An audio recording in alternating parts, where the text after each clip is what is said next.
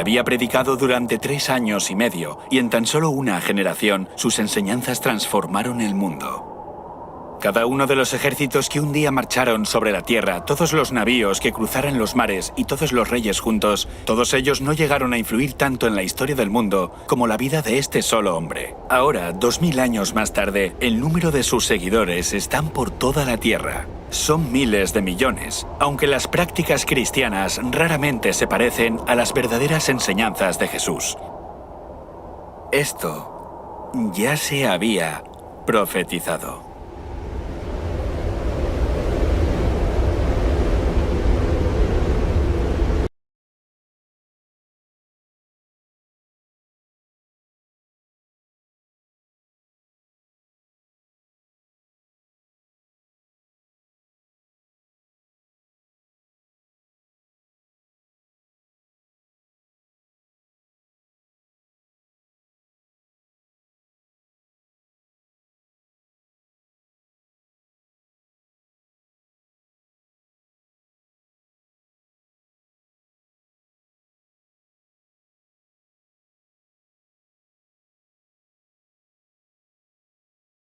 Comenzando con los reinos y gobernantes durante la historia del mundo, hasta los hombres y mujeres que se levantaron para luchar por aquello en lo que creían. Esta es la historia del cristianismo, la búsqueda de la verdad y el pilar que sustenta la fe de millones de personas. Apareció en el cielo una gran señal, una mujer vestida del sol, con la luna debajo de sus pies, y sobre su cabeza una corona de 12 estrellas. Y estando encinta, clamaba con dolores de parto, en la angustia del alumbramiento. Y el dragón se paró frente a la mujer que estaba por dar a luz, a fin de devorar a su hijo tan pronto como naciese. Muchos eruditos bíblicos e historiadores han estudiado esta profecía a lo largo de los años y concuerdan en que la profecía de Apocalipsis 12 apunta a un evento conocido como la matanza de los inocentes, que se produjo en Judea en el siglo I. Unas décadas antes del nacimiento de Jesús, el Imperio Romano había conquistado todo el mundo mediterráneo, incluyendo Judea. Durante la dominación romana hubo diferentes gobernadores en la región. 20 años antes de que Jesús naciera, en Judea gobierna el rey Herodes, un rey vasallo de Roma. Tenemos documentos fuera de la Biblia que indican que era muy cruel, mató incluso a sus propios hijos. Era tan despiadado que jamás desearías tenerle en tu contra. Herodes se quedó muy preocupado cuando una pequeña delegación de sabios de Oriente llegan a Jerusalén anunciando que buscaban al recién nacido rey de los judíos. ¿Por qué se preocupó por eso? Porque él ostentaba el título. Era él a quien el imperio había otorgado el título de rey de los judíos. Y le preguntó a sus astrólogos cuándo podía haber nacido el niño. Determinaron que no habrían pasado más de 2 años, quizá menos. Los fariseos y los saduceos le indican exactamente dónde debía nacer el niño. Le dicen que debía nacer en Belén y tuvo miedo de perder su trono. Es por eso que se enciende su ira contra el niño y envía soldados para que maten a Jesús.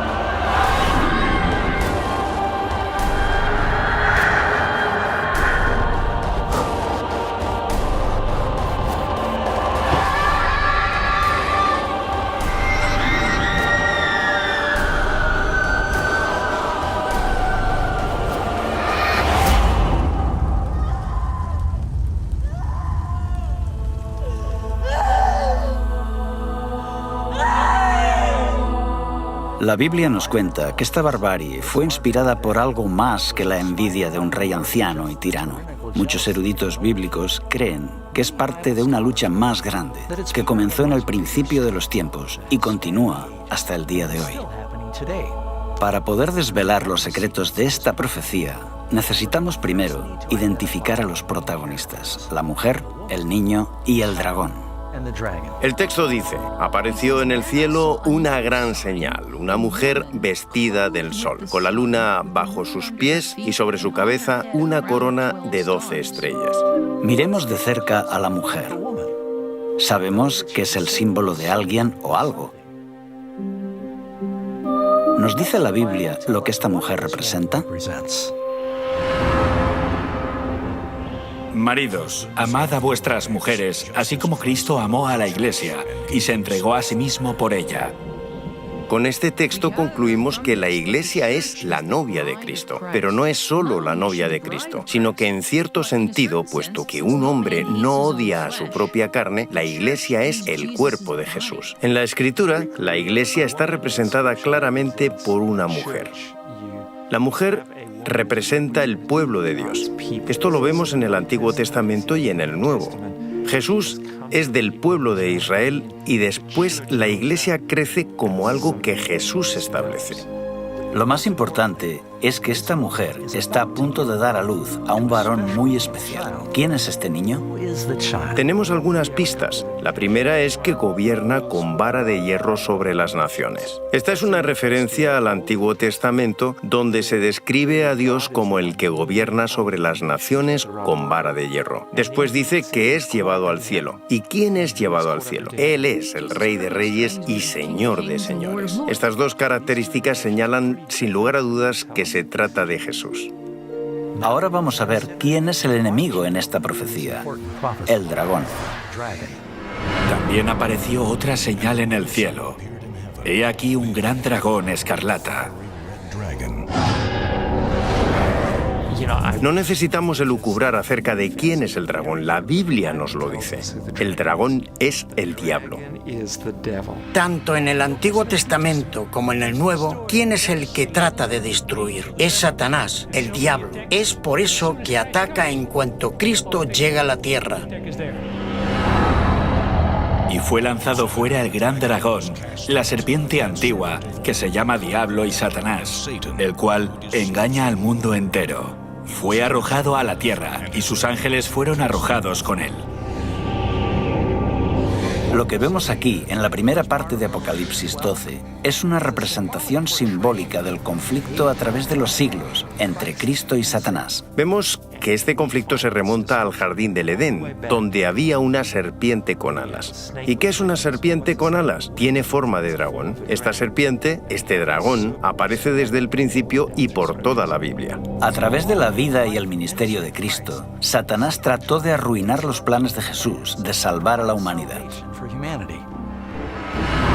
Mas él, herido fue por nuestras rebeliones, molido por nuestros pecados. El castigo de nuestra paz fue sobre él, y por su llaga fuimos nosotros curados. En varias ocasiones le golpearon en las sinagogas, intentaron tirarle por un acantilado. Trataron de silenciarlo, le torturaron públicamente hasta matarlo. La estrategia de arruinar el plan de salvación se vino abajo cuando Jesús se levantó de entre los muertos. Y su Hijo fue arrebatado para Dios y para su trono. Con el Hijo de Dios fuera de su alcance, el diablo dirigió toda su furia a los seguidores de Jesús, los nuevos cristianos. Primero, lo hizo utilizando el poder cruel del Imperio Romano. Y cuando vio el dragón que había sido arrojado a la tierra, persiguió a la mujer que había dado a luz al hijo varón. Los cristianos eran una minoría perseguida y no eran reconocidos por el Imperio Romano. Hubo una serie de persecuciones, algunas de ellas muy fuertes. Una de las funciones de la religión en el Imperio Romano era la de asegurar el bienestar del Estado. Creían que si se adoraba correctamente a los dioses, ellos favorecían al imperio, pero la ira divina se cernía sobre el imperio si no se les adoraba de la forma apropiada. No quieren hacer sacrificios a los dioses. En ese momento el propio emperador era también un dios. Se convirtieron en el chivo expiatorio. Si algo va mal, posiblemente es porque los cristianos rehúsan venerar a los dioses como se requiere. Por supuesto tienen que castigarlos, y con frecuencia esto significa la muerte. La gente creía que los cristianos practicaban la inmoralidad cuando se reunían. Había rumores de que practicaban incesto. Los cristianos solían llamarse entre ellos hermanos o hermanas y comían la carne de Cristo. Corrían rumores de que los cristianos comían niños. Así que cuando los paganos escuchaban esto, pensaban en lo peor. Progresivamente los cristianos fueron despojados de sus cargos civiles y militares. Los libros eran confiscados y sus iglesias destruidas. Se les prohíbe reunirse. Todo esto es porque se cree que están afectando negativamente al imperio. Mientras la iglesia primitiva sufría bajo esta persecución devastadora de Roma, las vidas de los cristianos se convirtieron en un poderoso testimonio de la verdad. Mientras los paganos vivían bajo el constante temor de la superstición, los cristianos se enfrentaban a la tortura y la muerte con una paz sobrenatural. Nerón los puso como comida para los leones. También se les ataba a unos pilares y se les ponía resina. Les prendían fuego como si fueran antorchas humanas, y así podían proseguir las festividades durante la noche. Los desmembraban, los partían en dos, eran asesinados por los gladiadores. Inventaron todo tipo de torturas para librarse de los cristianos. Al enfrentarse de forma dolorosa a la muerte, a menudo cantaban y estaban alegres. Mientras miles de cristianos pagaban la pena máxima por su fe, sus oraciones y su sangre eran como semillas para que otros se convirtieran. Las personas estaban tan impresionadas con sus muertes que la reacción inmediata fue: yo también. Así que los cristianos se propagaban como la pólvora. Cuantos más morían, mayor número defendía la fe. Quiero enfatizar que la iglesia primitiva se propaga a pesar de los continuos intentos de represión de los extremadamente autoritarios y poderosos emperadores, quienes se pusieron firmemente en contra de los cristianos. Aún así, la iglesia sobrevive. Tertuliano dice que siempre que surge un problema, una hambruna, una enfermedad o una peste, todos dicen: los cristianos a los leones. Como si tan pocos leones pudieran comerse a tantos de ellos. Lo que quiere decir es que no hay forma de destruirlos a todos. Durante este periodo de crecimiento exponencial, los cristianos del Imperio Romano estuvieron literalmente ocultos. Este laberinto de túneles y salas bajo las ciudades de Roma se conocen como catacumbas. Es importante entender qué son las catacumbas. Algunos creen que son cuevas naturales que había bajo la ciudad de Roma y que los cristianos utilizaron.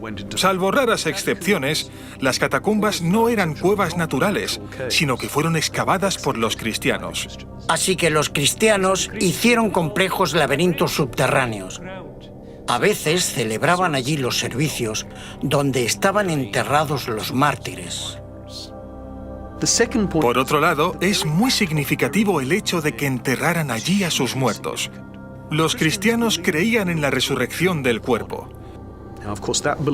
Esta creencia cambió con el paso de los siglos, pero sabemos que los primeros cristianos creían que su cuerpo sería resucitado. Por eso optaron por enterrar a los muertos en lugar de incinerarlos. Así que, si se les veía enterrando a los muertos, sobre todo durante las intensas oleadas de persecución, era como decirle a la policía que viniera a investigarme porque puedo ser un cristiano. En el año 306 llega al poder un nuevo emperador y la situación de pronto cambió. Constantino el Grande fue un líder militar y un político astuto. Constantino tuvo que enfrentarse a una serie de guerras civiles para poder convertirse en emperador. Sus intereses eran personales y políticos, no tenían nada que ver con el cristianismo. Desciende de la Galia, que tenía bajo su control, para enfrentarse a Magencio, en Italia. Constantino viene del norte hacia el sur, a Italia, haciendo un largo recorrido. Mientras marchaba con su ejército, Una noche tuvo un sueño donde Dios vino a él y le dijo: te convertirás en cristiano, pondrás este símbolo en tu escudo y vencerás. Poco después tuvo una visión. La historia relata que fue vista tanto por Constantino como por su ejército. Levantó su vista hacia el sol y vio una cruz llena de luz y escrito en griego: en tu túnica. Bajo este signo vencerás. La historia de que había tenido este sueño aparece en una etapa relativamente temprana. Es descrito por Eusebio. Se encuentra en diferentes fuentes con diferentes versiones, pero parece que Constantino sí que dijo: he tenido este encuentro divino y un ángel me ha dicho que gracias a la señal de la cruz venceré. Constantino mandó pintar los escudos de sus tropas con el símbolo cristiano.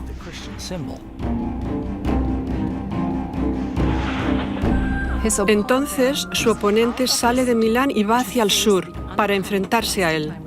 Las tropas de Constantino estaban mejor entrenadas porque ya habían ganado varias victorias en su marcha. Su oponente cruza el río en el puente de Milvio. Constantino y su ejército están delante de él y detrás de él el río. No es una buena situación, porque si no vences al enemigo, no tienes dónde retirarte. Así Magencio fue derrotado. Constantino aún no era cristiano, pero cree que el Dios cristiano le ha dado la victoria.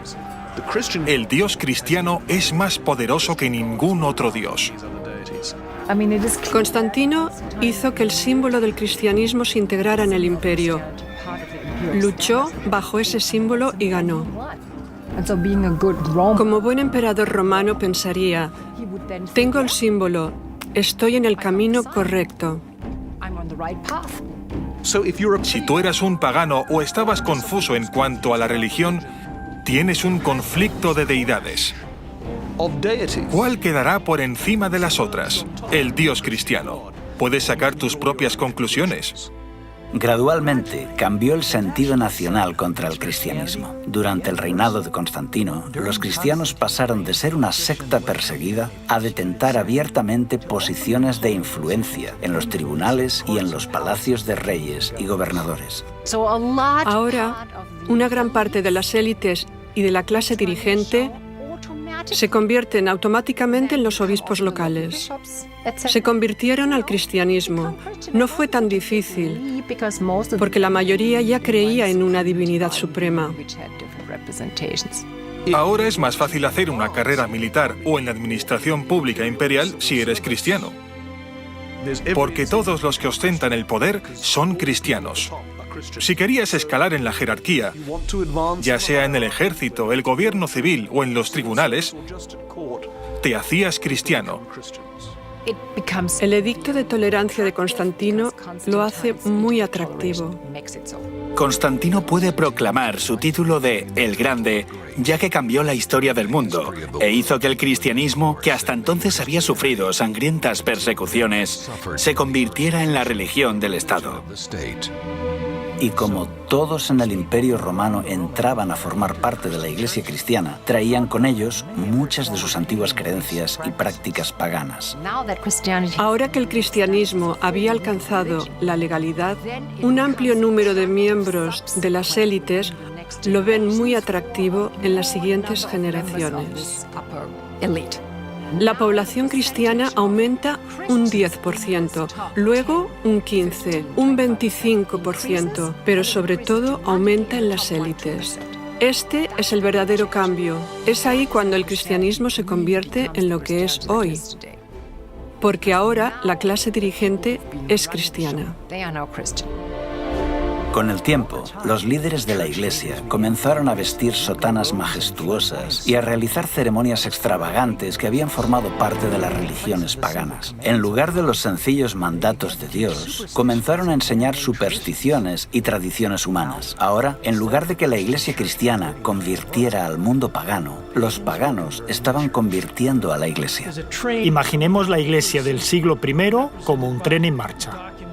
El Nuevo Testamento nos describe cómo era la Iglesia. Esa Iglesia entró en un túnel largo y oscuro en los siglos II al IV. Cuando este tren de la iglesia salió de este largo y oscuro túnel, era tan diferente del tren que entró que uno se pregunta, ¿qué le ha pasado? En el año 391, por orden del emperador Teodosio I, el cristianismo se convirtió en la religión oficial de Roma. La adoración en los templos paganos fue declarada ilegal y todas las prácticas paganas cesaron. Se está intentando cristianizar el imperio. Se quiere cristianizar la cultura pagana existente. Las antiguas basílicas eran en realidad templos paganos. Simplemente ponían una cruz encima y pintaban escenas de santos, héroes y mártires bíblicos. Los cristianos estaban determinados a apoderarse de los templos paganos. Un líder notable de la Iglesia escribe sobre esto en un tratado que ha llegado a nosotros. Refuta los ataques de los paganos en contra del cristianismo. En su argumentación dice, los lugares de culto paganos ahora son lugares de adoración cristianos. Nos hemos apoderado de ellos, los hemos limpiado de la idolatría, los hemos santificado y ahora son lugares donde se adora al único Dios verdadero. ¿Acaso hay otra evidencia más clara que diga que vuestra religión es falsa? ¿Dónde están vuestros dioses que permiten que esto ocurra? En realidad, los cristianos, muchas veces de forma deliberada, tenían la estrategia de acaparar no solo los lugares de culto, sino también los rituales o ideas. Creían que absorbiéndolos avanzarían en la difusión del cristianismo. Lo que no sabemos es hasta qué punto se replantearon esta estrategia y se preguntaron, bueno, ¿hasta qué punto es correcto hacer esto? ¿Y por qué estamos aceptando creencias de otras religiones? La velocidad con que la iglesia primitiva cayó en la apostasía te deja atónito.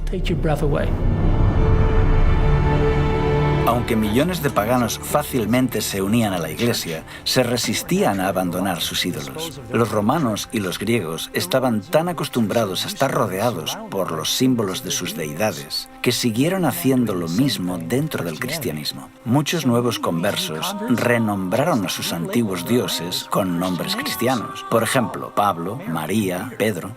La estatua de Júpiter se convirtió en Pedro. Tiene un disco solar sobre su cabeza, que indica que en realidad no es Pedro, sino una estatua pagana renombrada. En lugar de Rómulo y Remo, ¿eh? ¿Por qué no mártires?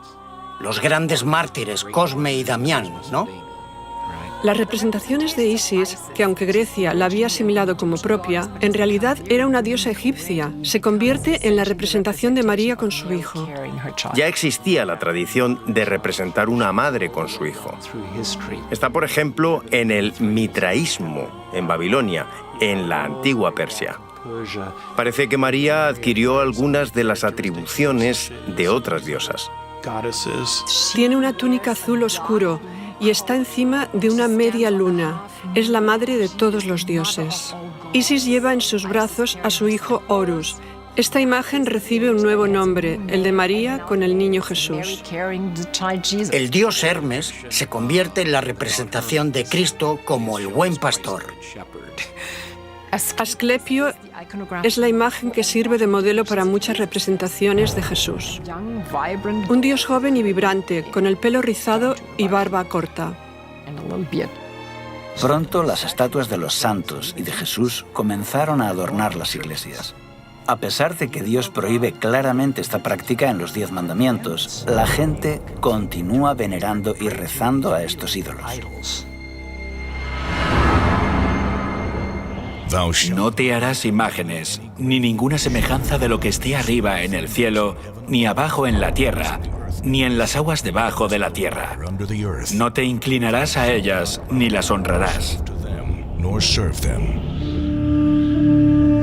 Este último punto está relacionado con la veneración a María, la madre de Jesús. Si bien es cierto que María fue una mujer fiel y honrada por ser la madre de Jesús, en ningún lugar de la Biblia se enseña que deba ser divinizada o adorada. María siempre fue muy importante en la historia antigua de la cristiandad, pero en la Edad Media fue elevada a un rango de semidiosa. Creían que la Virgen María podía interceder por los culpables seres humanos ante su Hijo, totalmente virtuoso, justiciero y censurador. Es una imagen extraña, pero así es como lo muestra el arte religioso de la época. La Biblia no venera a María como a alguien más allá de lo humano. La muestra como una mujer pura y maravillosa que fue usada por Dios para dar a luz al Mesías. Sin embargo, en el Concilio de Nicea, en el año 325, la Iglesia elevó a María al rango de diosa y comediadora con Cristo. Incluso en una fecha tan temprana como finales del siglo IV, ya se dedicaban iglesias a la Virgen María. Pero tristemente, estos no fueron los únicos errores que se introdujeron en este periodo. En época apostólica, el bautismo era una ceremonia sagrada reservada solo para aquellos que tenían suficiente edad como para tomar una decisión racional y entregarse a Cristo. Era un testimonio público de que aceptaban a Cristo y su perdón. El bautismo, literalmente, representa morir y enterrar al viejo hombre y resucitar a una nueva vida en Cristo. Con el transcurso de los siglos, el bautismo se ve más como un rito de iniciación al cristianismo. Comienza en las primeras etapas de la vida, al final de la infancia o cerca de la adolescencia, cuando estás realmente listo para hacer un compromiso de fe. La ceremonia del bautismo se realizaba en un lago o en un río, donde la persona puede ser totalmente sumergida, lo que representa que queda completamente limpio de sus pecados. La práctica del bautismo, poco a poco, fue alterada por la Iglesia. Cientos de años después de Cristo, el bautismo cambió a una fórmula más cómoda. Esto, en realidad, arruinó el poderoso simbolismo de este rito y contradice el ejemplo de Jesús, que fue bautizado por inmersión. Esta cuestión continuó siendo debatida hasta aproximadamente el siglo XII, porque los teólogos estaban reexaminando la doctrina cristiana y dictaminan que existe el pecado original, el pecado que tiene toda la humanidad como resultado de la caída en el jardín del Edén y que está en el alma desde el momento del nacimiento. Tenían el concepto, que no es bíblico, de que un niño podía pecar en el momento de nacer. Si había pecado, estaba en peligro de ir al infierno y arder por la eternidad. La única forma de prevenir esto era bautizándolo en la iglesia. Ser miembro de la iglesia era tener un pasaporte al cielo. Decían, tenemos que empezar a bautizar a los bebés inmediatamente, lo antes posible, y si mueren, en este periodo la mortalidad infantil era muy alta y muchos bebés morían, entrarían en el cielo. Otra verdad cristiana que fue alterada por la influencia pagana fue la Cena del Señor. Jesús instituyó el servicio de comunión, algunos lo llaman Eucaristía, para ser una ceremonia hermosa pero sencilla, donde sus seguidores bebían vino sin fermentar y pan sin levadura. Estos eran símbolos del cuerpo y la sangre sin pecado de Jesús, para que los creyentes recordaran su sacrificio y sus enseñanzas. Sin duda, el rito más importante para los cristianos a finales de la Edad Media era la Eucaristía o comunión, o como muchos la llamaban comúnmente, la misa. Tanto hombres como mujeres se reúnen para tomar el sacramento. Celebran la Eucaristía o comunión, toman el símbolo del cuerpo y la sangre de Jesucristo. Pero, de nuevo, bajo la influencia de rituales paganos, los líderes de la Iglesia cambiaron el santo rito de la comunión en una ceremonia de magia. Con este nuevo ritual, se utilizó el vino fermentado y, según decían, el sacerdote tenía la capacidad de transformar el pan y el vino en el cuerpo y la sangre reales de Cristo. Se llama transubstanciación el concepto de que un sacerdote transforma la Eucaristía en el cuerpo y la sangre de Cristo, cuando pronuncia la fórmula hoc es enim corpus meum. Este es mi cuerpo. Eran palabras poderosas, ya que se creía que al ser pronunciadas tenían el poder de hacer que Dios transformara la naturaleza del pan y del vino en la sangre de Jesucristo resucitado. Llegaron al punto de decir, estamos creando a Dios al pronunciar las palabras mágicas. Lo que ocurría en el altar era que el pan se convertía en el cuerpo, el vino se convertía en la sangre, aunque seguían pareciendo pan y vino. Esta ofrenda del sacrificio en la Eucaristía, este sacrificio de alabanza, esta comida fraternal, ahora no solo es un recordatorio del sacrificio, sino que es un sacrificio en sí mismo que otorga la salvación. Creían y enseñaban que Jesús en la persona del sacerdote, presentaba en la misa el sacrificio de Cristo ante Dios el Padre.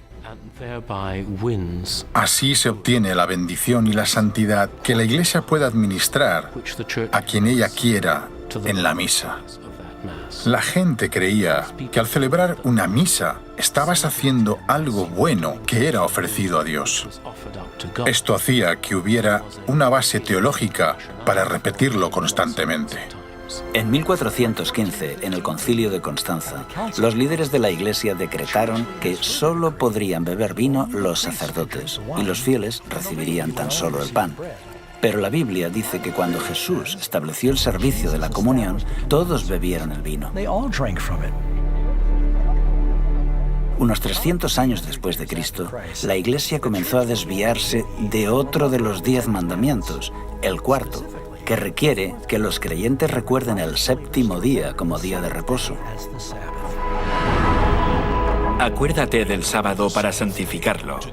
6 días trabajarás y harás toda tu obra, mas el séptimo día es reposo para Jehová tu Dios. En el Imperio Romano, el judaísmo era una antigua religión y como tal era respetada. Pero los judíos hicieron guerra contra Roma. Aunque al principio su cercanía al judaísmo había protegido a los cristianos, ahora les convertía en el blanco. Los judíos marginaban y perseguían a los cristianos, así que los cristianos trataron de distanciarse. Los líderes de la Iglesia comenzaron a despreciar el séptimo día de descanso de los 10 mandamientos y lo sustituyeron por el domingo, que era más popular entre los romanos. Muchos cristianos erróneamente pensaban que debían ayunar el sábado, pero podían hacer fiesta el domingo. Eso es lo que hacían los paganos. Celebraban el domingo, pero ayunaban los sábados. Este no era un concepto judío. Los judíos ayunaban el viernes y celebraban el sábado, pero algunos cristianos creían lo contrario. Si ayunas un día pero haces fiesta el siguiente, es fácil imaginar cuál de los dos se convierte en el más popular. La tercera causa es que se introduce en la Iglesia la influencia pagana del culto al sol. Cuando esta costumbre comienza a introducirse en la Iglesia, Constantino lo utiliza para exaltar el domingo, el día del sol, como un día que la gente debe adorar. Esta separación de la ley de Dios fue gradual a lo largo de los siglos. Fue aceptada tan ampliamente que la mayoría de los cristianos se sorprenden al descubrir que no tiene respaldo en la Biblia. En el año 313, Constantino publicó el Edicto de Milán, donde establecía el domingo como día de descanso. La ley dominical del emperador no tuvo nada que ver con el cristianismo. El objetivo era honrar al dios grecorromano Helios o Apolo.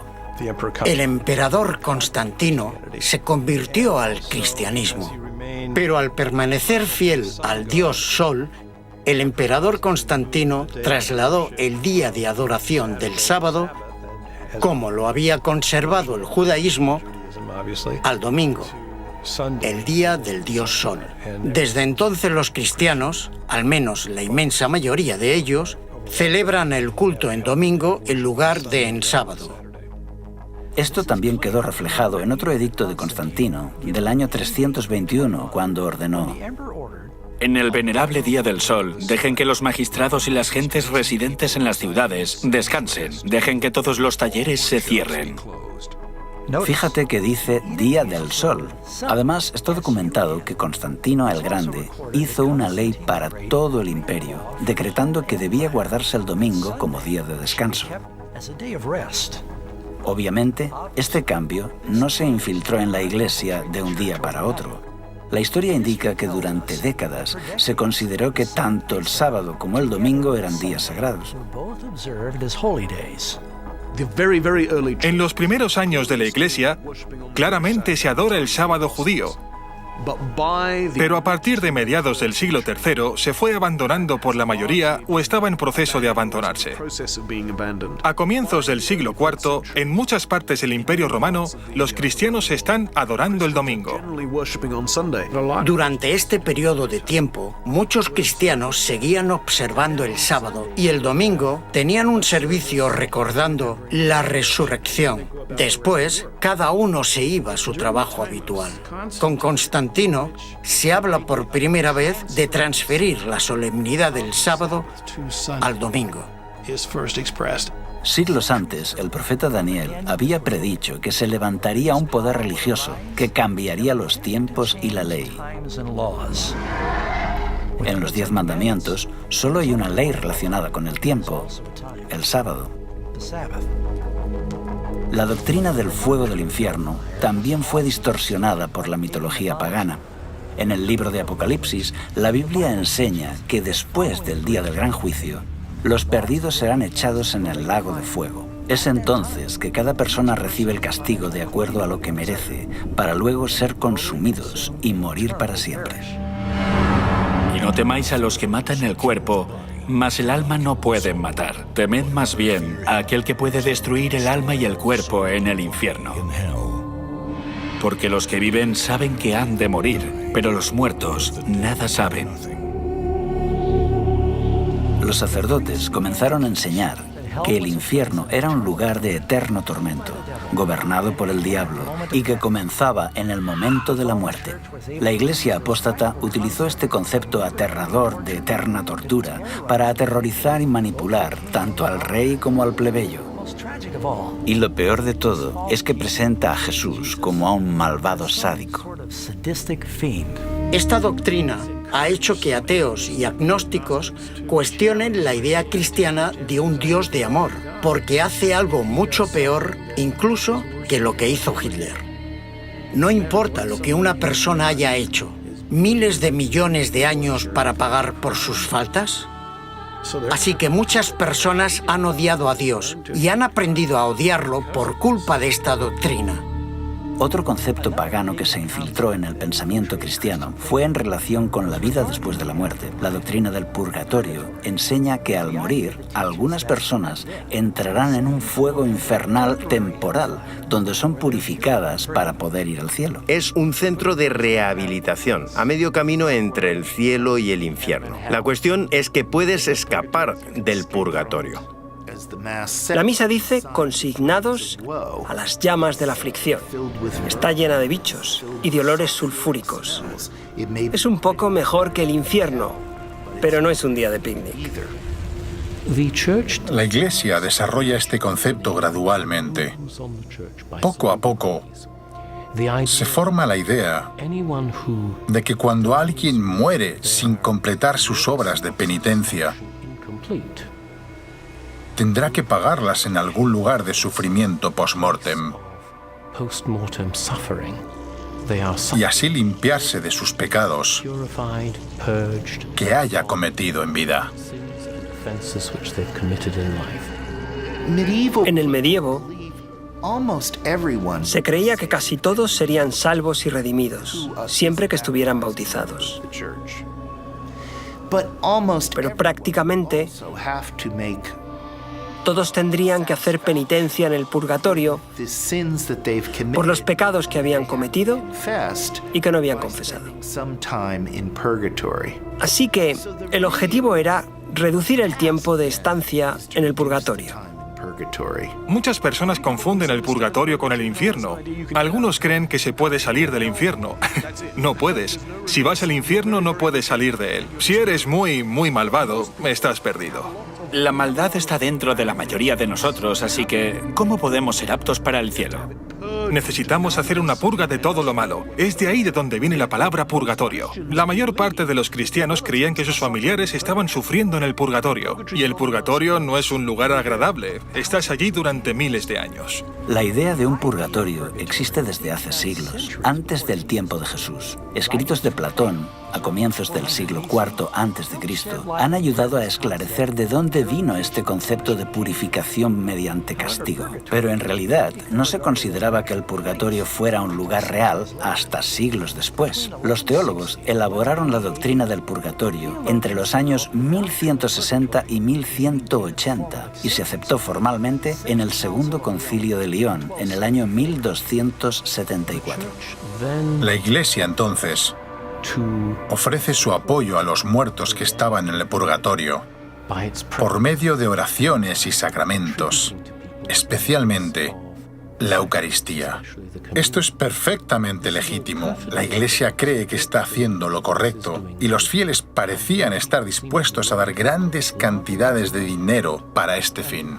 Aquí es cuando tiene lugar una extraordinaria proliferación de instituciones fundadas con el objetivo principal de que los sacerdotes hagan misas por las almas de los difuntos durante los siglos XIV y XV. Esta doctrina fue creada para manipular a las masas a cambio de obtener beneficios financieros. La gente estaba dispuesta a pagar grandes sumas de dinero para librar a un ser querido de la tortura del purgatorio. Nunca podrían comprobar si realmente esa persona salía del purgatorio, de manera que el dinero continuó fluyendo a los bolsillos de los sacerdotes corruptos. La cabeza de la Iglesia tenía a personas encargadas de recaudar el dinero e incentivar que la gente diera su dinero a la Iglesia a cambio de comprar las almas del purgatorio. Esta creencia en el purgatorio está también basada en el peligroso concepto de que las obras y las oraciones de los vivos pueden alterar el destino de los muertos. Pero Jesús dejó muy claro que no existe ni el limbo ni el purgatorio.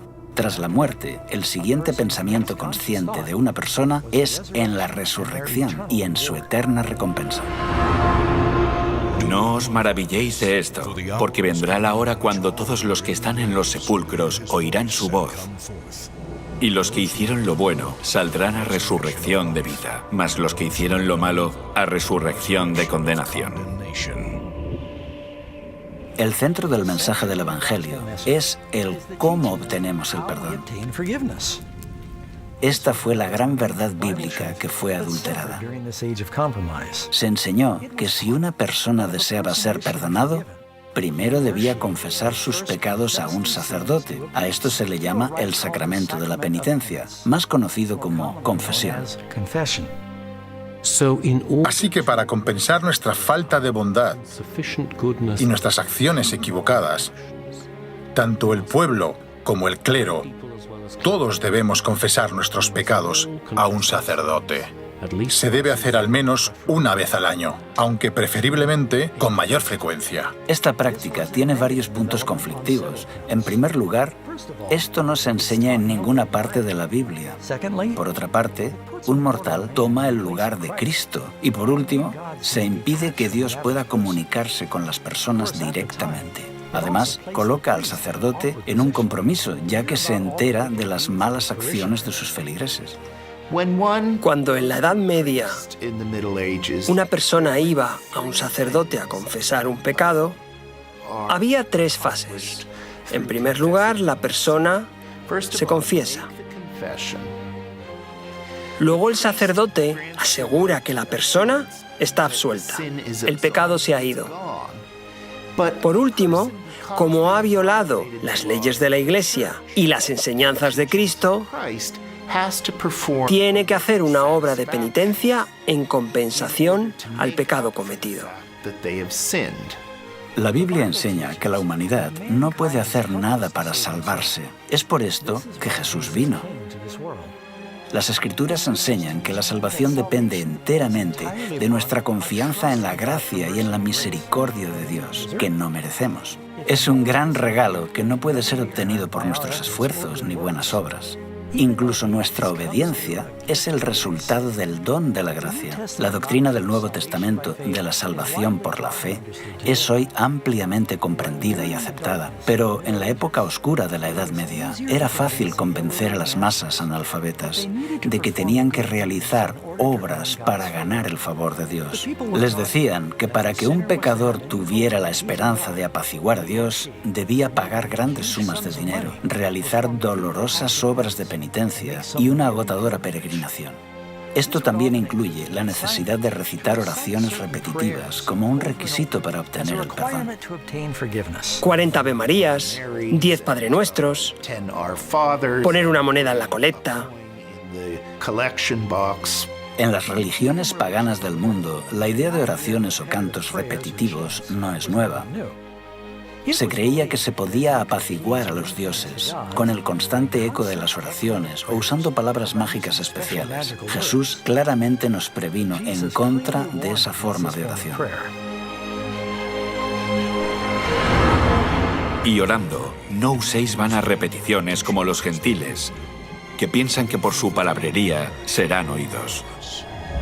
Los líderes corruptos de la Iglesia sabían que para mantener su poder sobre el pueblo, necesitaban separarlos de la Biblia, que era lo único que pondría en evidencia sus engaños. Al principio la Biblia no fue apartada de la gente, era accesible.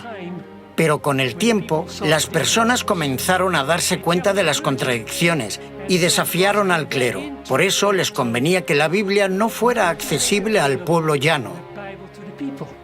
Solo los sacerdotes podían interpretar las Escrituras porque mezclaban la Biblia con la tradición. Así que la tradición era la norma para interpretar la Biblia y los únicos que entendían esta larga tradición eran los sacerdotes. Ellos podían leer las Escrituras, pero la mayor parte de la gente común no. Así se aseguraban que la Biblia se interpretara de forma que armonizara con la tradición.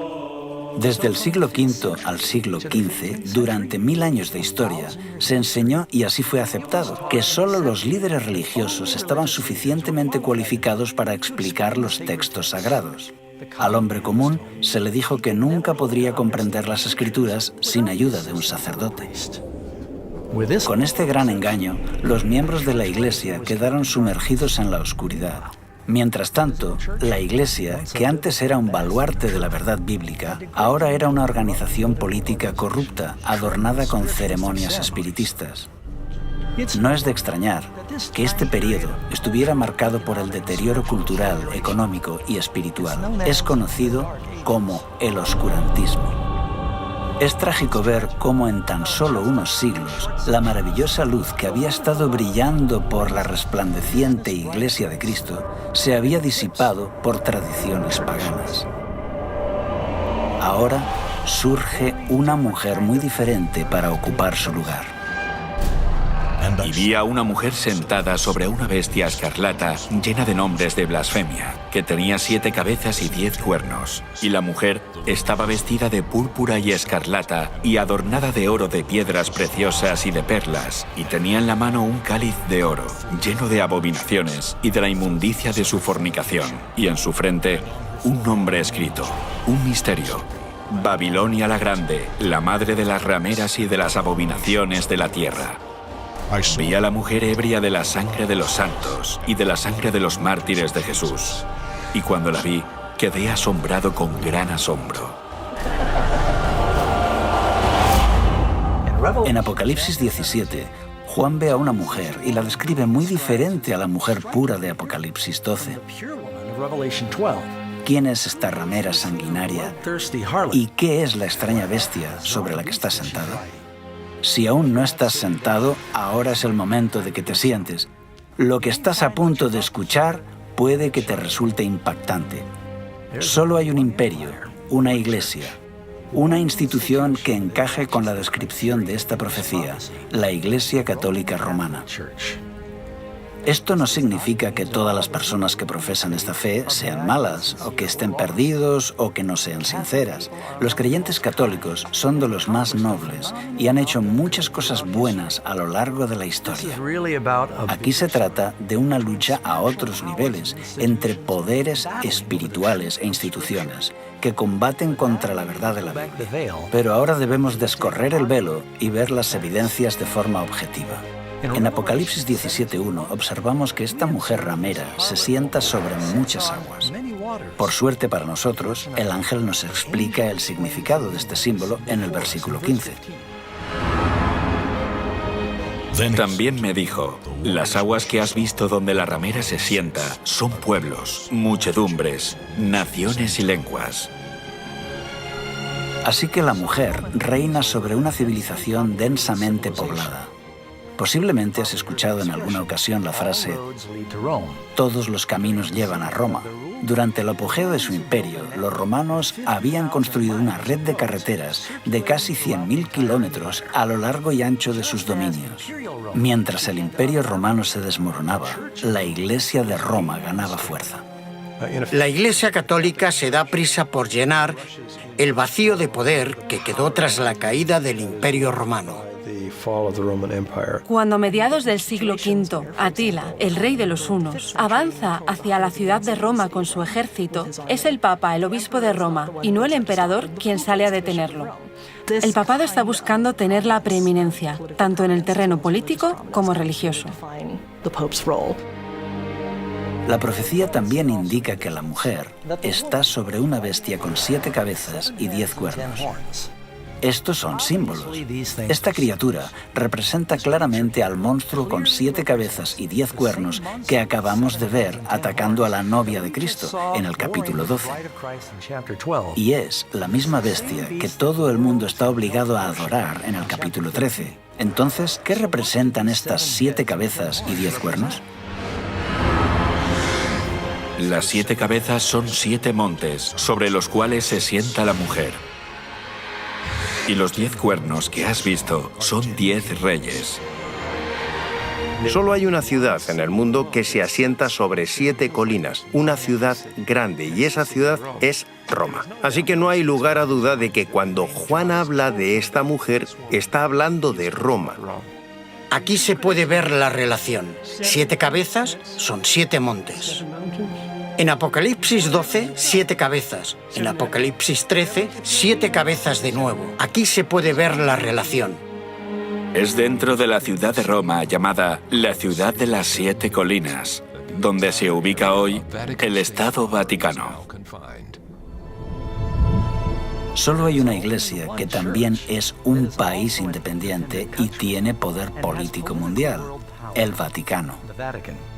Este país, con la población más pequeña del mundo, se estableció como un estado independiente con 44 hectáreas dentro de la ciudad de Roma. Tras los muros de la ciudad del Vaticano, viven menos de 1000 personas. Viven en este pequeño país gobernado por el Papa, quien tiene poder absoluto, ya que él reúne el poder ejecutivo, legislativo y judicial. Embajadores de todo el mundo se reúnen con el Papa y sus representantes buscando la influencia y la orientación de este poder religioso internacional. Incluso las Naciones Unidas se reunieron para escuchar al Papa. Cuando cayó el Imperio Romano de Occidente, el territorio se dividió en 10 regiones principales. Los 10 cuernos representan a los 10 reyes o reinos en los que se dividió la Roma imperial. Los 10 cuernos describen a Roma, que se divide en 10 reinos más pequeños. El catolicismo, a lo largo de la historia, ha dominado muchos reinos. Vemos que la Iglesia dominó el poder político. La mujer está sobre la bestia. Esto indica que durante muchos siglos ella dominaba. Aquí se ve la unión de la Iglesia y el Estado. Los nombres de blasfemia son otro elemento clave de esta profecía, que apunta directamente a la Iglesia Católica Romana. Nosotros ocupamos en la tierra el lugar del Dios Altísimo.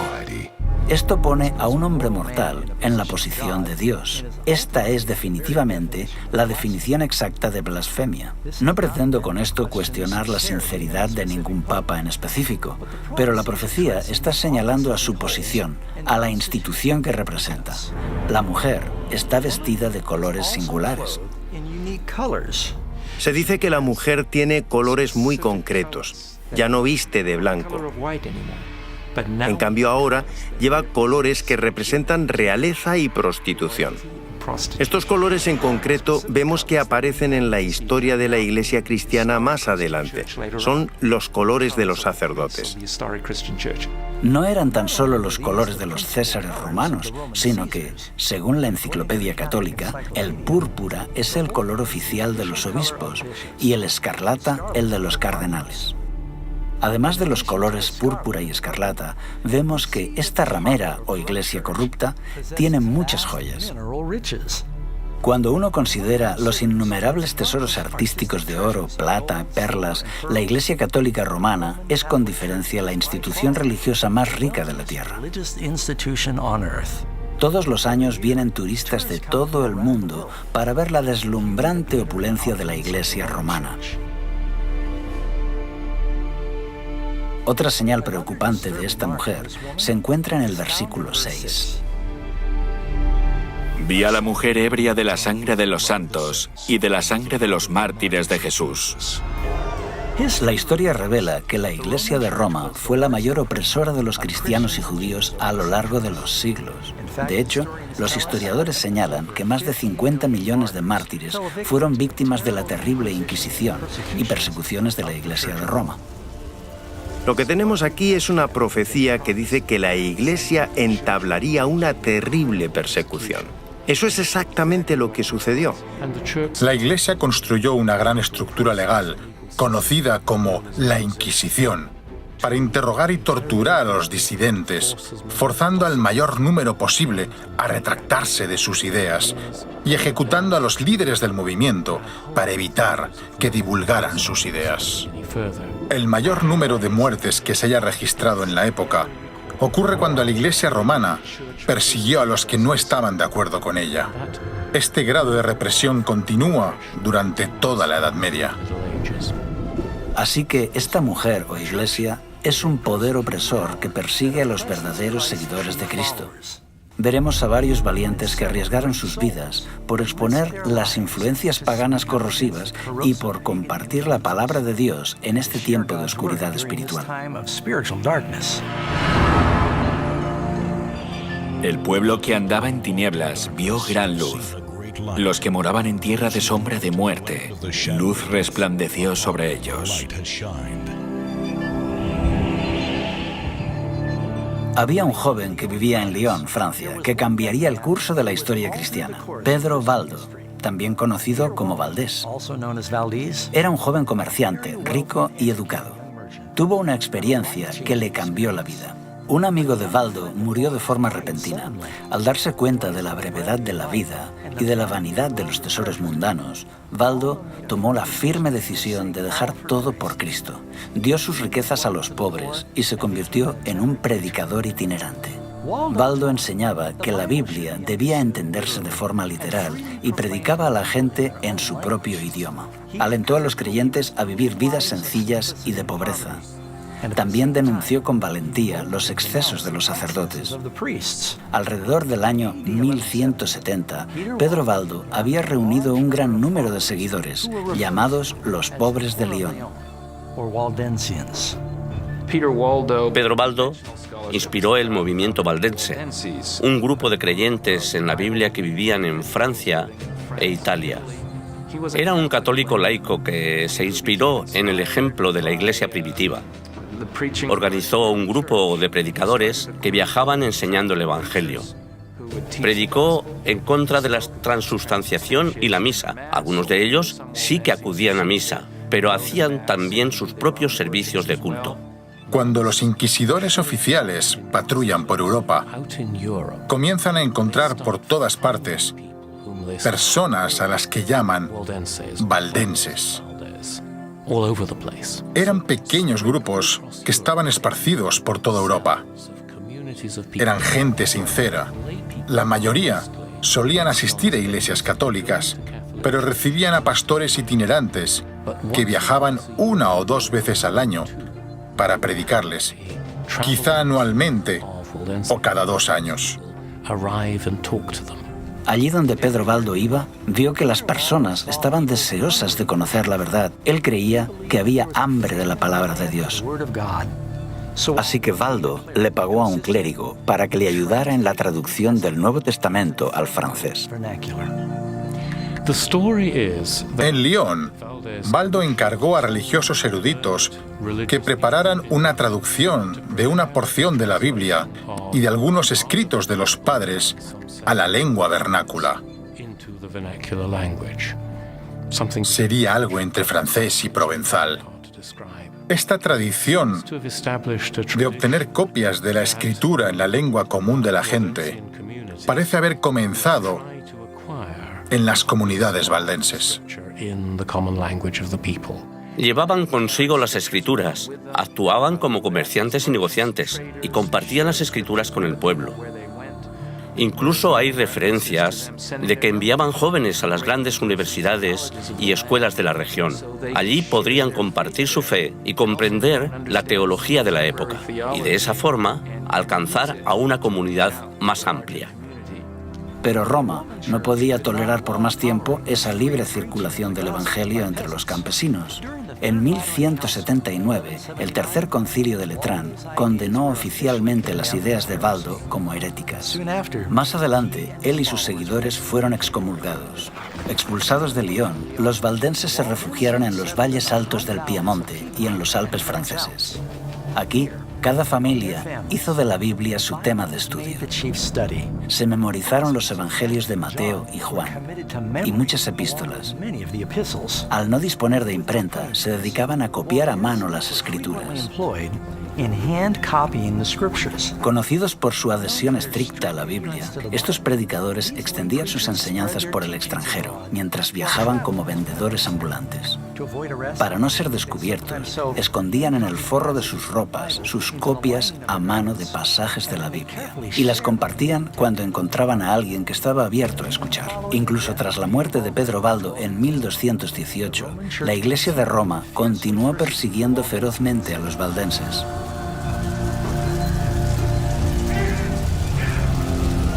Durante siglos fueron perseguidos y condenados a muerte en diferentes países europeos.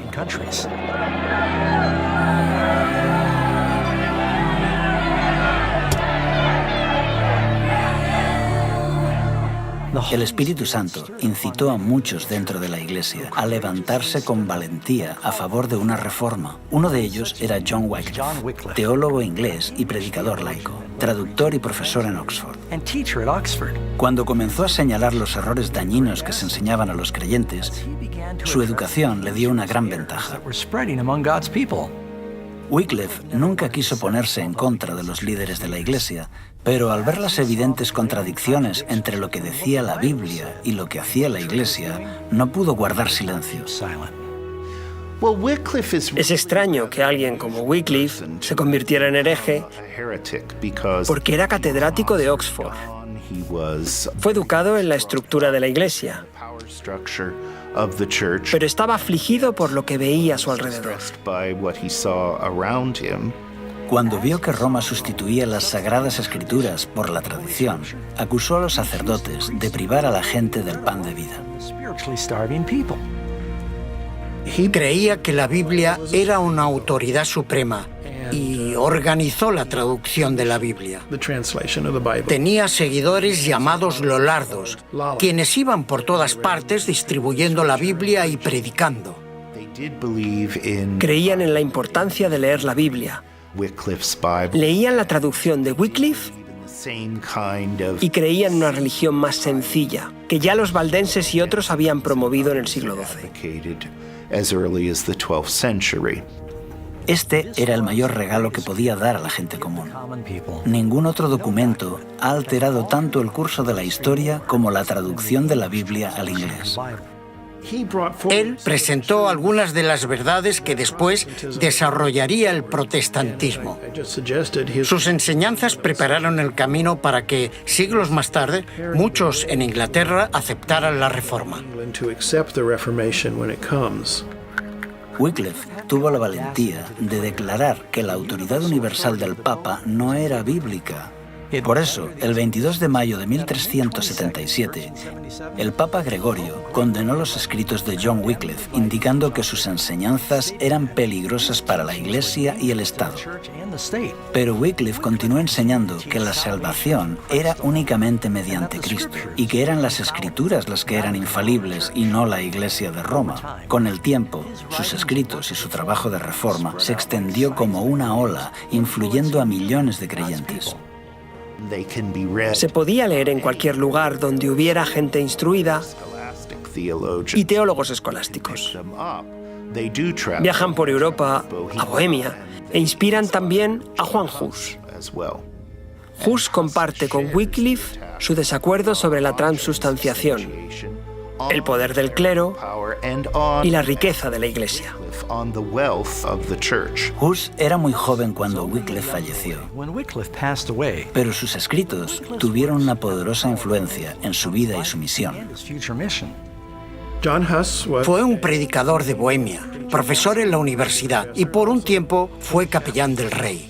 Se le confió la tarea de predicar en una pequeña capilla que acababa de ser inaugurada, la capilla de Belén.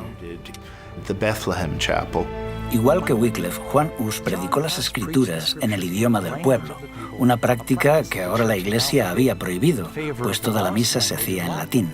Predicó en la lengua vernácula.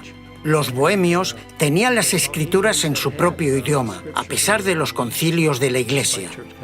Es por esto que entra en contacto con las enseñanzas de Wycliffe. Especialmente ataca la transustanciación y la riqueza y el poder de la Iglesia. Caminando un día por la ciudad, Hus vio dos pinturas que dos hombres mostraban a modo de protesta silenciosa. Cada uno de los lienzos reflejaba una escena diferente. En uno de ellos estaba la imagen humilde de Jesús entrando en Jerusalén con sus discípulos. En el otro lienzo estaba la imagen del Papa vestido con ropas ricas y lujosas, transportándose en una litera y seguido por una majestuosa procesión. Las pinturas presentaban el contraste entre Jesús, quien dijo que las zorras no tienen guaridas y las aves de los cielos nidos, pero el Hijo del Hombre no tiene dónde reclinar su cabeza, con el esplendor y la magnificencia del palacio papal y su séquito. Movido por estas imágenes, comenzó a denunciar públicamente el orgullo, la ambición y la corrupción del clero. Sin miedo, hizo un llamado de reforma a la Iglesia. Si había que interpretar las Escrituras según lo que la Iglesia creía, ¿cómo se podían corregir sus errores? No hay nadie que revise los errores. No se puede corregir a la Iglesia. Creo que este es el problema de base, el problema que hizo que la Iglesia comenzara a equivocarse y siguiera equivocándose. Juan Hus fue invitado a Constanza, Alemania, a defender sus críticas a la Iglesia de Roma.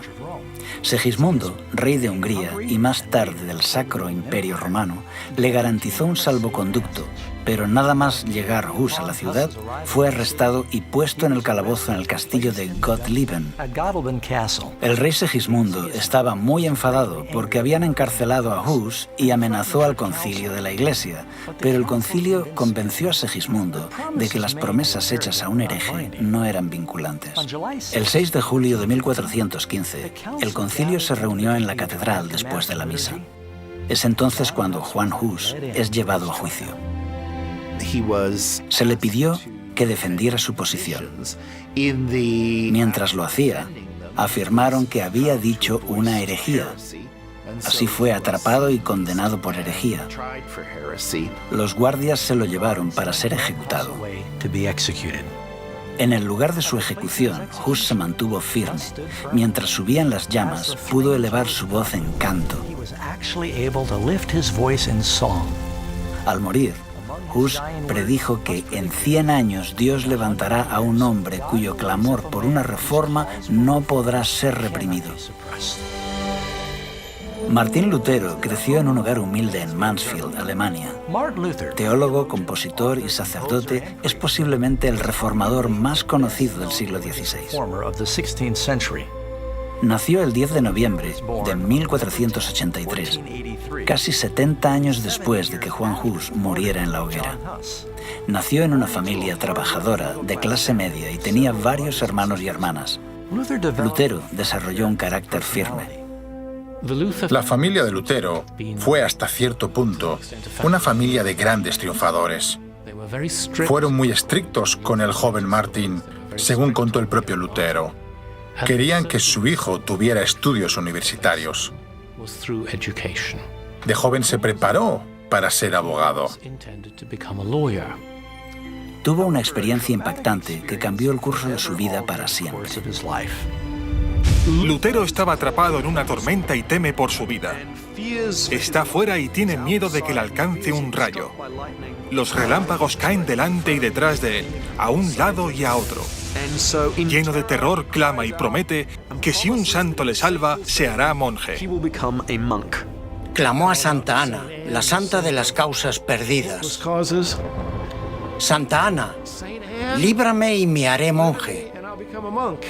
Y cumplió su palabra.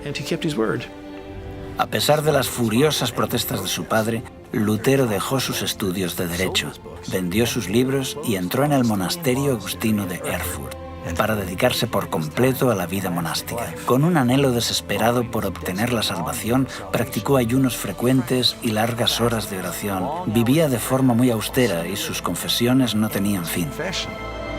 Si algunos consiguieran entrar en el cielo por su vida de monje, yo sería uno de ellos.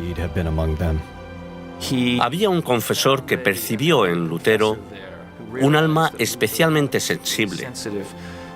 Este confesor se dio cuenta de que Lutero necesitaba enseñar la Biblia.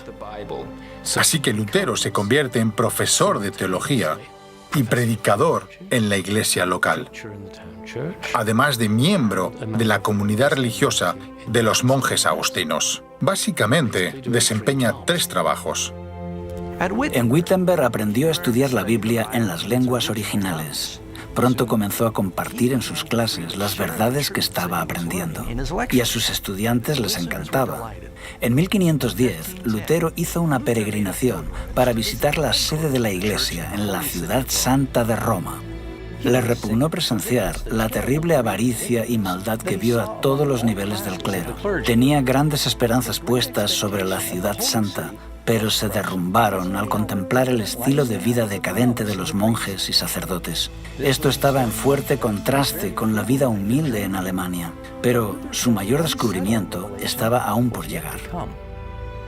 Estaba en Roma subiendo por las escaleras de Pilato cuando escuchó una voz que decía: «El justo por la fe vivirá». Así que subía por la escalera de Pilato de rodillas, porque afirmaban que esto hacía que te quemaras menos tiempo en el purgatorio. Mientras miraba a su alrededor, de pronto pensó: ¿qué estamos haciendo? La Biblia dice que uno se salva por la fe, así que se levantó y se fue. Esto marcó un antes y un después. Lutero llegó a comprender la importancia de confiar en los méritos de Cristo para obtener el perdón. Tras regresar de Roma en 1512, Lutero fue galardonado con un doctorado en divinidades por la Universidad de Wittenberg. Comenzó a predicar valientemente que los cristianos no deben aceptar ninguna doctrina ajena a la Biblia. Este principio de sola escritura será el lema de la lucha de la Reforma. En 1520, presenta una serie de 3 tratados donde explica que las tradiciones de la Iglesia se han corrompido por añadidos humanos y que la Iglesia solo debe seguir el testimonio de la Biblia. Esto es lo que explica el declive de la Iglesia, que la gente perdió de vista la Biblia y la capacidad de leerla por sí misma.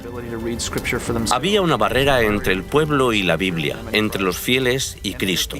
Cuando Martín Lutero y sus colegas declararon que la Biblia era la única autoridad válida, comenzó el resurgir de la Iglesia. Sola Escritura, tota Escritura, prima Escritura, y hacen que la situación cambie. En la misma época, Roma estaba excavando el suelo para la construcción de la nueva y magnífica Basílica de San Pedro. La Iglesia envió a Alemania a Johann Tetzel para vender indulgencias con el fin de recaudar los fondos necesarios para la catedral. La Iglesia cree no solo que sus servicios y ofrendas pueden ayudar a los muertos, también dice que el jefe de la Iglesia de Occidente, el Papa, gracias a la gran abundancia de gracia acumulada en la Iglesia, puede declarar que los pecados de alguien quedan borrados tras su muerte. Esto es lo que recibe el nombre de indulgencia. La indulgencia plenaria absolvía a la persona de todos los pecados cometidos hasta ese momento y, según decía la Iglesia, aceleraba el proceso del purgatorio, llevando a la persona directamente al cielo. A finales de la Edad Media, la Iglesia está convencida que puede decirle a la gente: si estás dispuesto a hacer una ofrenda a la Iglesia te dará una indulgencia en forma de ofrenda para un familiar, amigo, pariente ser querido que haya fallecido. Supuestamente ese ser querido escapaba de forma inmediata de las torturas del purgatorio. Esto se hizo una creencia muy popular en los siglos XIV y XV. La gente pedía indulgencias. Lutero descubrió que algunos de sus feligreses compraban indulgencias y se indignó. Cuando la gente vino a él para canjear sus indulgencias, se negó rotundamente a validarlas. Lutero les dijo que lo que tenían que hacer en realidad era arrepentirse sinceramente de sus pecados y abandonarlos. Esto fue lo que forzó a Lutero a entablar una batalla con su amada Iglesia. El 31 de octubre de 1517, Lutero clavó su famosa protesta en la puerta de la iglesia de Todos los Santos de Wittenberg. ¿Qué son las famosas 95 tesis que Lutero clava a la puerta de la iglesia del castillo de Wittenberg? Es una invitación académica al debate. Él anota 95 tesis y lo que básicamente está diciendo es: estas son mis propuestas. Estaban mejor redactadas de lo que uno se puede imaginar porque estaban pensadas para el debate. Las 95 tesis eran solo 95 propuestas sobre las que pretende entablar un debate en la universidad. Esta es una práctica habitual en el mundo académico a finales de la Edad Media. Así que Lutero está realizando un ejercicio estrictamente académico. Es como publicar un artículo en una revista académica de la actualidad. Yo mismo, como historiador, no espero que muchas personas lean mi trabajo. Solamente piensas en alcanzar a un círculo muy estrecho. Así que clava sus tesis a la puerta del castillo de Wittenberg, porque tradicionalmente es allí donde se publican las invitaciones al debate. Así que Lutero no esperaba despertar tanto revuelo. Atrajo la atención de mucha gente, incluyendo la del Papa. Lutero no deseaba despertar la hostilidad de la Iglesia. Él cree que las aceptarán.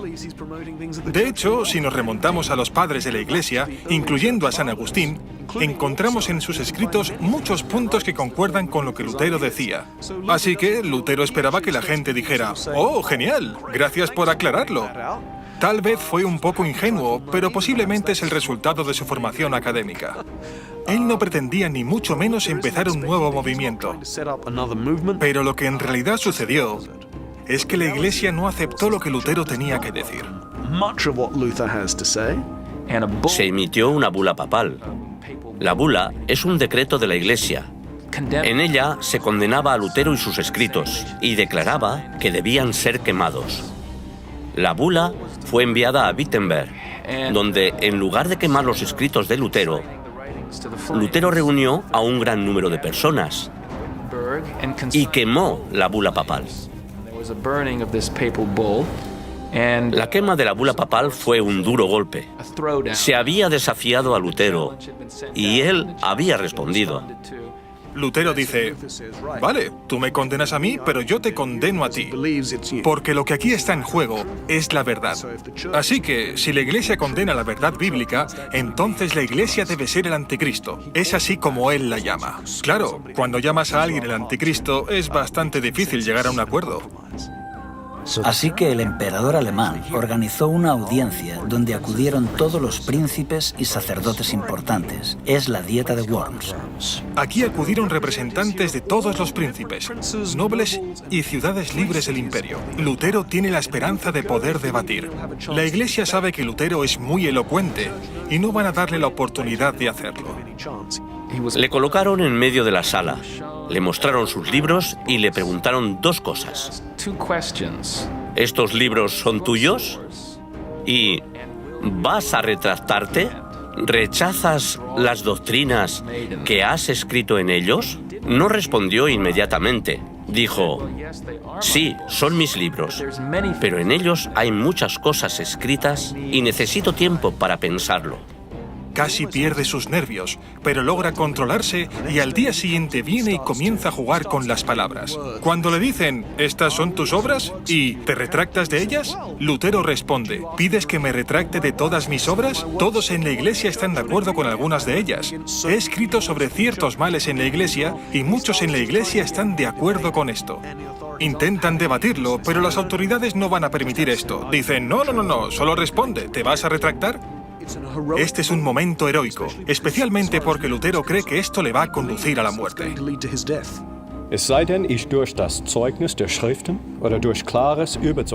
A menos que se me convenza mediante el testimonio de la Biblia o claros argumentos de la razón, pues no creo ni a papas ni concilios. He sabido que muy a menudo han errado y se han contradicho entre sí. Mi conciencia está cautiva de la palabra de Dios. No puedo retractarme y no me retractaré de nada. Pues ir contra la conciencia no es seguro ni correcto. Esta es mi posición. No puedo obrar de otro modo. Que Dios me ampare. Amén. El concilio no pudo decir mucho en respuesta a esto, pero Lutero fue declarado un criminal. Sus escritos fueron prohibidos y ordenaron su detención. El documento decía: queremos que sea arrestado y castigado como un hereje notorio. A Lutero se le había dado un salvoconducto para ir a la dieta de Worms, tal y como se le había dado a Huss para acudir al concilio de Constanza unos 100 años antes. Algunas autoridades instaron al emperador Carlos V a ignorar el salvoconducto, así como Segismundo lo había hecho con el salvoconducto de Huss. Pero Carlos V no quería ser conocido como el segundo emperador que había incumplido un salvoconducto. Cualesquiera que fueran los motivos, Lutero pudo salir de la ciudad y emprendió el camino a casa. Creía que posiblemente alguien lo mataría en el camino, porque había una recompensa por su cabeza. En lugar de eso, Lutero fue secuestrado por agentes de Federico el Sabio, quien había decidido esconder a Lutero por un tiempo. Lo escondió en el castillo de Warburg. Nadie sabía lo que le había ocurrido a Lutero. Muchos creyeron que estaba muerto. Durante un año, en este exilio solitario al que Lutero se refiere como mi Patmos, el ex sacerdote continuó su prolífico trabajo de escritura. Incluso se las arregló para traducir el Nuevo Testamento del griego al alemán. 72 años antes de que Lutero completara su traducción del Nuevo Testamento, Gutenberg había cambiado la historia con la invención de la imprenta. Con esta nueva e increíble tecnología, la verdad de Dios comenzó a extenderse por toda Europa como las hojas de otoño. Así que en medio de esta gran reforma, el Señor armó a su pueblo con la espada de su palabra. Sobre esta misma época, se levantaron otros grandes campeones de la verdad dentro de la Iglesia de Roma. Entre estos hombres valientes que exhortaban al pueblo para que regresaran a las Escrituras, se encuentra Philip Melanchthon, William Tyndale, Juan Calvino y John Knox, por nombrar solamente algunos de ellos. Al tiempo que los reformadores predicaban y la imprenta trabajaba a toda máquina, el pueblo en masa estudiaba la palabra de Dios. Gradualmente, la luz de la verdad comenzó a romper las cadenas de error y la superstición que habían atado a las personas durante siglos. Como un soplo de aire fresco en primavera, Europa experimentó un renacimiento religioso. Y conoceréis la verdad, y la verdad os hará libres. El libro de Apocalipsis también predice que en el tiempo del fin, el dragón, Satanás, intensificará una vez más sus esfuerzos para perseguir a la Iglesia de Dios. Esta Iglesia está compuesta por todos los que guardan los mandamientos de Dios y tienen el testimonio de Jesús. Apocalipsis nos advierte que en los últimos días se creará una falsificación de la Iglesia muy convincente que adulterará la verdad de las Escrituras. Jesús advierte que el dragón engañará al mundo entero. Porque se levantarán falsos cristos y falsos profetas, y harán señales y prodigios para engañar, si fuese posible, aún a los escogidos. Poco tiempo después de este engaño final, Cristo volverá.